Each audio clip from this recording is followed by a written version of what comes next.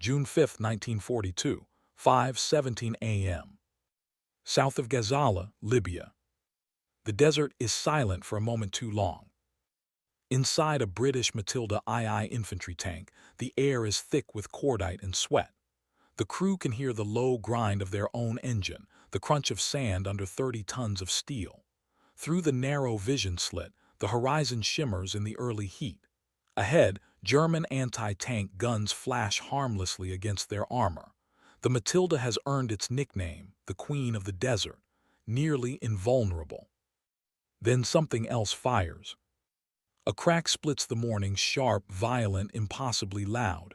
Not the flat bark of a Pak-38, not the dull thud of artillery. This is different, higher velocity, cleaner, deadlier. The shell hits at over 2,500 feet per second. Inside the Matilda, there is no time to react. The 8.8 centimeter armor-piercing round punches through the frontal plate as if it were sheet metal. A white flash, a spray of molten steel. Silence. The tank that minutes ago seemed unstoppable now burns in the open desert. Miles away, German gun crews work with rehearsed precision around a weapon never meant for this. The 8.8 cm FlaK K-18. Originally designed in the late 1920s by Krupp engineers to destroy high-flying bombers, it was supposed to defend the skis over the Reich. Long barrel, cruciform carriage, high elevation capability. It could reach aircraft at 26,000 feet. But here in North Africa, it is aimed flat against the horizon. At the center of this transformation stands a quiet, meticulous German engineer, part of the Krupp design team that perfected the weapon's recoil system and semi-automatic breech. His work made it reliable, stable, fast to reload. The gun could fire 15 to 20 rounds per minute with terrifying consistency. He built it to knock bombers from the clouds. Now it is killing tanks at 1.5 miles. German officers had glimpsed its potential years earlier in Spain during the Condor Legion's involvement in the Spanish Civil War. When Republican armor proved difficult for lighter anti-tank guns, someone lowered the barrel of the 88 and fired. The result stunned everyone. High muzzle velocity, flat trajectory, devastating penetration. The shell didn't just pierce armor, it shattered it. Still, it was North Africa that turned experimentation into doctrine. Field Marshal Erwin Rommel watches through binoculars as another British tank erupts in flame. The Afrika Korps had been outgunned before. Early encounters with heavily armored Matildas in 1941 left German anti-tank crews scrambling. Standard 37 Pak guns bounced harmlessly off British steel. German tank crews called their own 37 the door knocker. But the 88 was something else entirely. Rommel begins deploying them not in the rear as air defense, but forward, dug into sand berms, camouflaged, integrated into anti-tank screens. He positions them where British armored brigades must advance. He turns an anti-aircraft gun into an ambush predator. And the British do not understand what is happening. Reports filter back to Cairo. Tanks destroyed at extreme range. Armor penetrated from distances thought impossible. Crews describe shells that arrive before the sound of the gun. Some believe they are facing a new secret weapon. They are, but not in the way they think. The genius is not just in the steel or the powder charge. It is in the reimagining. The 88's long barrel, 56 calibers in length, gives the projectile extraordinary velocity. Its sophisticated recoil mechanism allows rapid follow-up shots without losing aim. The cruciform mount gives it stability when fired horizontally. What was built to track aircraft moving at 300 miles per hour can easily track a tank crawling at 15. You can almost see the moment doctrine shifts. German gun crews begin lowering the barrels by instinct. Training manuals evolve. Armor-piercing rounds are stockpiled. The weapon gains a new identity, tank killer. In the desert, distance is everything. There are no forests to hide in, No hedgerows. Engagements stretch across open sand and heat haze. The side that shoots first and accurately wins. And the 88 shoots first. British commanders attempt countermeasures, smoke screens, flanking maneuvers, artillery suppression, but the gun's range forces them to rethink everything.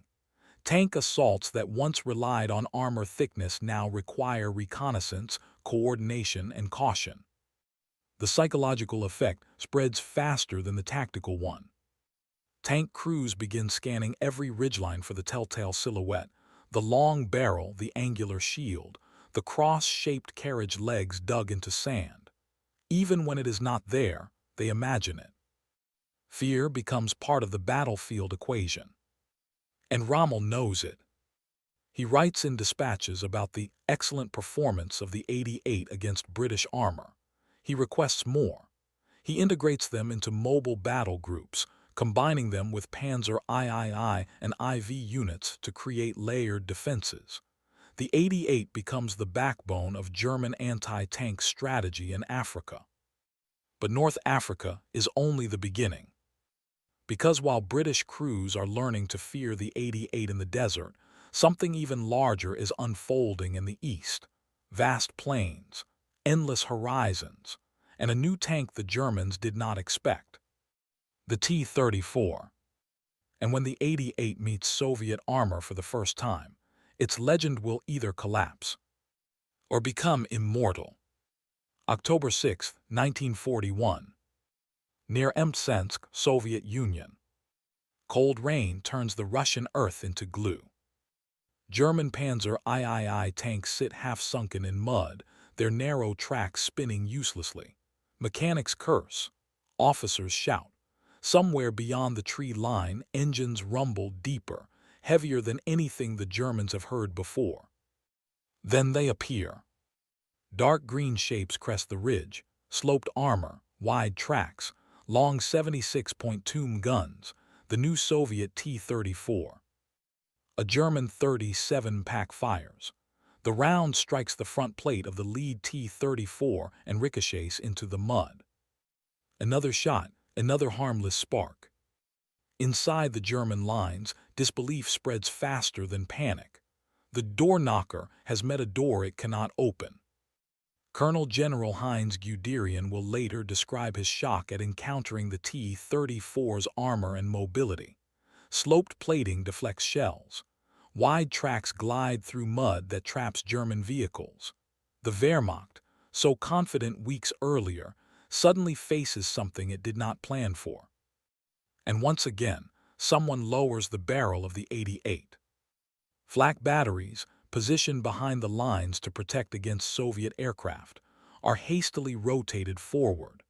Gun crews who expected to scan the sky now sight across open fields at approaching tanks. The first armor-piercing round leaves the barrel at blistering speed. At 1,500 meters, it penetrates.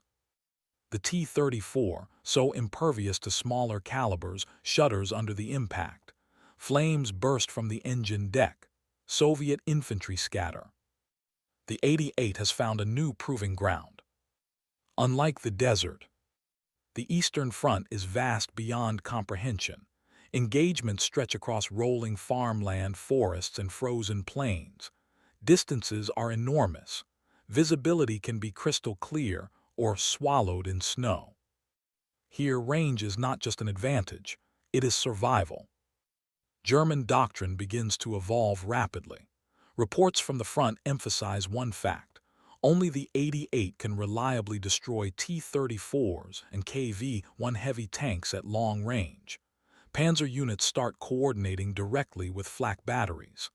Anti-aircraft guns are integrated into anti-tank belts before major offensives. The weapon designed to defend cities now anchors entire defensive lines. And its reputation grows darker. Soviet tank crews learn quickly. If a T-34 explodes without warning at extreme distance, they know what has found them. The 88's projectile does not merely penetrate, it creates catastrophic internal damage. Spalling tears through crews, ammunition detonates, Turrets lift off hulls in violent bursts of flame. You can almost feel the tension inside a T-34 as it advances across open ground, the commander scanning through his periscope, the gunner waiting for a target, the driver pushing forward through churned soil. They know the 88 might already be watching. Winter descends. Temperatures plunge below zero. Oil thickens. Metal becomes brittle. But the 88 continues firing. Its robust recoil system and semi-automatic breech, refined years earlier by meticulous engineers who obsessed over tolerances and metallurgy, prove reliable even in brutal cold. That engineering decision, stronger alloys, tighter machining, superior barrel design, now determines who lives and who burns. The German High Command takes notice. Production increases. The FlaK 36 variant introduces a replaceable barrel liner and improved carriage for easier transport. Crews become faster at deploying and concealing the weapon. Camouflage nets drape over barrels. Gun pits are dug deeper. Range tables are memorized. And yet there is irony in its success. Because every time the 88 saves a German position, it also exposes a weakness. Germany's standard tanks are no longer dominant. The Panzer III and early Panzer IV struggle against Soviet armor. The 88 is compensating for a gap. A brilliant solution, but also a warning. Guderian pushes for better tanks. Engineers begin designing heavier vehicles, machines that will eventually become the Tiger, mounting an 88 gun derived directly from the FlaK lineage. The transformation is underway. The anti-aircraft gun is not just defending the army anymore. It is reshaping it. Meanwhile, Allied intelligence intercepts reports. British observers note the 88's growing presence in both North Africa and Russia. American ordnance officers study captured examples. Ballistics are analyzed. Armor thickness charts are revised. The psychological effect now crosses continents. Tank crews heading into battle are briefed. Expect long-range fire. Expect penetration at distances you thought were safe. Expect the 88. It becomes shorthand among soldiers, a single number heavy with meaning. 88. But even legends evolve. Because soon, the weapon will no longer sit on a cruciform mount in a field. It will be welded into the turret of a 56-ton monster. And when that happens, the fear it inspires will multiply. August 23, 1943. Near Arel, Soviet Union, dawn breaks over the northern shoulder of the Kursk salient. Mist clings low to the fields, drifting between shattered tree lines and burned-out hulls. In the half-light, a new silhouette waits in ambush. Long barrel, thick turret, interlocking road wheels sunk deep into churned earth. Panzerkampfwagen VI Tiger. Inside the turret, the gunner adjusts his sight. The weapon before him is no longer mounted on a cruciform carriage. It sits cradled in steel, stabilized within armor 100 mm thick at the front. The gun designation has changed, KWK 36L56, but its lineage is unmistakable. It is the 88. Across the field, Soviet T-34s advance in formation, their engines roaring in unison. Operation Citadel is underway. The largest armored clash in history is unfolding across these plains. Thousands of tanks, thousands of guns. The air smells of fuel and hot metal. At 1,800 meters, the Tiger fires. The recoil slams backward. The casing ejects. The loader already has the next round in hand. Through the Zeiss sight, the gunner watches the armor-piercing shell strike the lead T-34. The Soviet tank halts instantly, turret blown open in a burst of flame. Another shot, another kill. The 88 has evolved. Years earlier, it needed a flatbed trailer and a trained crew to deploy. It required careful positioning and time to dig in. Now it moves with armored spearheads. It hunts. The decision to adapt the FlaK 18 into a tank-mounted weapon was not simple. Engineers at Krupp and Henschel had to redesign recoil mechanisms, adjust breach tolerances, and ensure the gun could function within the confined space of a turret. Balance, weight distribution, and ammunition storage all had to be recalculated. But the core remained the same: high velocity, flat trajectory, devastating penetration. At Kursk, that combination proves lethal. Soviet crews are brave, relentless. They charge in waves, attempting to overwhelm German lines with numbers. But the Tiger's 88 can destroy a T-34 before the Soviet gun can effectively reply. Even at long range, the armor-piercing round slices through sloped steel. You can almost feel the imbalance. Inside a T-34, the commander spots a distant flash. Before he can shout a correction, the impact arrives. The battlefield shrinks. Distance no longer guarantees safety. German crews begin to trust the weapon almost superstitiously. They know its range tables by heart. They understand its drop, its penetration at 500 meters, 1,000 meters, 2,000 meters. The gun gives them confidence in a war that is increasingly uncertain. But confidence carries danger.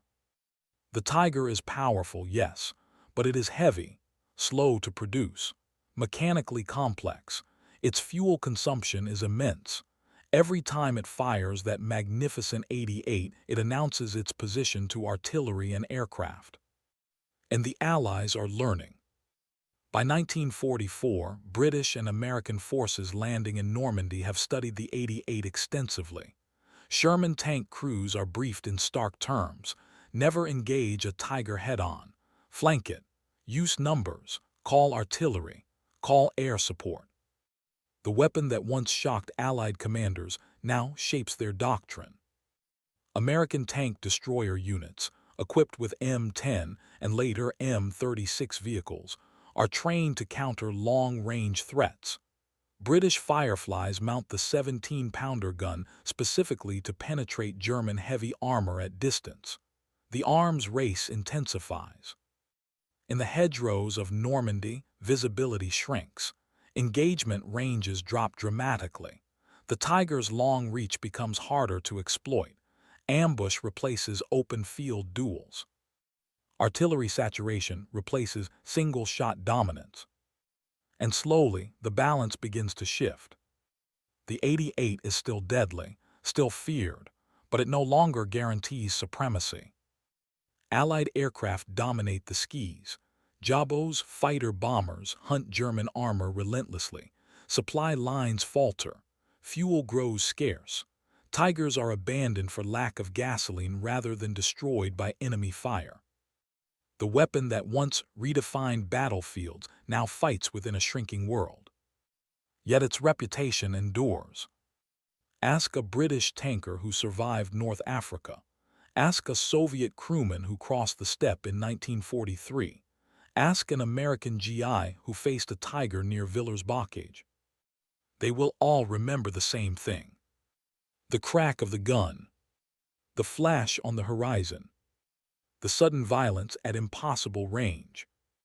What began as an anti-aircraft experiment became a symbol of German battlefield ingenuity and desperation. But there is one final twist. Because even as the war turns decisively against Germany, the 88 will claim one last arena, not mounted in tanks, not dug into sand, but defending the cities it was originally built to protect. And there, under Allied bombers roaring overhead, its story will come full circle. March 18, 1945. Berlin, 11:42 a.m. The sirens begin before the bombers are visible. Civilians pour into stairwells and basements. Windows rattle as the distant hum grows into a rolling thunder. Above the city, through broken clouds, silver formations stretch across the sky: American B-17 flying fortresses and B-24 Liberators, escorted by P-51 Mustangs. On a rooftop platform near the Tiergarten, A German gun crew swings their weapon upward. The barrel rises, higher. The 8.8 cm FlaK. It is back where it began. The gun captain barks corrections. Elevation adjusted. Fuse set. The loader slams a high explosive shell into the breech. The metallic snap echoes against concrete walls. For a brief second, the weapon looks exactly as its designers intended nearly 2 decades earlier, defending German skis from high-altitude bombers. Fewer. The gun bucks, smoke blooms, shells burst in black puffs among the bomber formations. The sky fills with FlaK, jagged clouds of steel fragments tearing through aluminum fuselages. For a moment, it feels like 1939 again. The promise of air defense, the belief that engineering could shield a nation. But this is not 1939. The bombers keep coming. Factories are already rubble, rail lines shattered, fuel depots burning.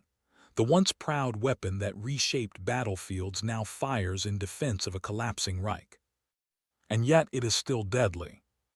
American aircrews fear German FlaK more than fighters. FlaK does not chase, it waits, it calculates, it fills the sky with invisible traps. A near miss can shred control surfaces, puncture fuel tanks, kill pilots instantly. Inside a B-17 at 25,000 feet, a tail gunner watches black bursts bloom closer and closer. The aircraft shudders as fragments rip through its skin. Oxygen masks fog with breath. The smell of burned insulation creeps through the fuselage. Down below, the 88 crews reload with mechanical precision. Years of training, thousands of rounds fired across deserts and plains, now focused upward again. There is bitter symmetry in it. The same recoil system perfected by meticulous engineers. The same high-velocity barrel that tore through Matildas and T-34s. The same breech mechanism that gave Tiger crews confidence at 2,000 meters. The weapon never changed its core nature. It was the war that changed around it. By 1945, Allied tank crews no longer fear the 88 the way they once did. Air superiority limits German armored maneuver. Artillery and overwhelming numbers blunt its tactical edge. The Tiger and Panther, formidable as they are, cannot reverse the tide. But the legend persists. Captured 88s are studied by Allied ordnance teams. Ballistics reports praise its velocity and accuracy. American and British engineers incorporate lessons into post-war anti-tank and anti-aircraft design. The concept of dual-purpose firepower, high-velocity guns capable of engaging both air and ground targets, influences Cold War doctrine. Even in defeat, the idea survives. You can almost imagine that original German engineer, hunched over drafting tables in the 1920s, calculating chamber pressures and recoil forces, never fully grasping what his work would become. He built a weapon to reach bombers in the stratosphere. Instead, it reached into the psychology of every armored crew that faced it. The 88 became more than steel and propellant. It became anticipation, anxiety, the fear of a flash on a distant ridge. In North Africa, it shattered British confidence in heavy armor. On the Eastern Front, it halted Soviet breakthroughs at critical moments. At Kursk, it rode inside Tigers that dominated open ground. And over Berlin, it clawed at the sky in a final, desperate defense. Few weapons of the Second World War traveled such a complete arc. From sky to sand, from experiment to doctrine, from innovation to legend. And in that journey lies the true story, not just of a gun, but of how adaptability can reshape war itself. Because sometimes the most feared weapon is not the one newly invented, but the one someone dares to see differently. End